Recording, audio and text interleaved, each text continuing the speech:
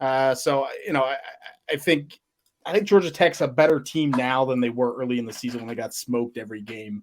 I think they lose by 3 touchdowns to cover the spread. Shane getting a lot of points there. I like a lot of points. I don't hate that. To be honest, I don't. Shane, are you ready to play a game?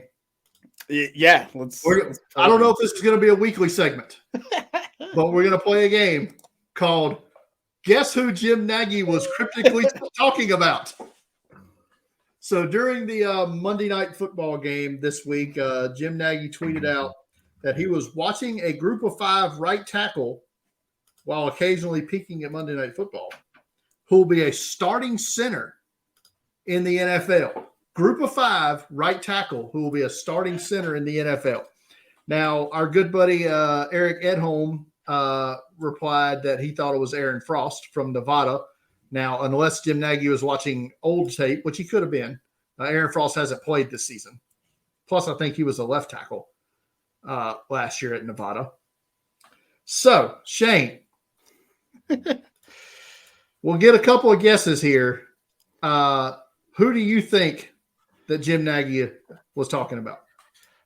Oh man, like it is difficult to guess because it's about who's playing right tackle for a G5, and they have to be able to play center, which I don't know. That's a tough projection always to make. It happens, but I think it's tough to see that. So I'll give you my number 1 pick, and that's Cooper Hodges, right tackle. We have him as a guard for Appalachian State. He's shorter. I think he fits the center mold. Very solid player. He's been a great run blocker. And your guy Cameron Peoples had the big rushing game behind Cooper Hodges on the right side. So I feel like if you're going to be impressed, that's my number 1 pick. My number 1 pick, also from the Sun Belt Conference. I am going to go with a guy who I was impressed with earlier this season while watching. I was not impressed with watching that whole team last week as they cost me money. But I am going to go with the Old Dominion Monarch right tackle, Nick Saldiveri. Am I pronouncing that? Saldiveri. 6'5", 307, right tackle for the Monarchs. I have no idea if he can transition inside, but he's a group of 5 starting right tackle that I've watched. So he gets my guess. Shane, second guess for you. All right. I'm going off the board because this guy is not in this draft. And that's why I think it's a cryptic tweet. I think perhaps this is a player for down the line for Jim Nagy. I'm going with Josh Simmons, right tackle for San Diego State, as my second choice. Maybe a guy we don't see for a while. 6'6", 305. He's high Pro Football Focus score, getting some publicity at San Diego State at right tackle. Maybe this is the guy that we see in 2 years at the Senior Bowl.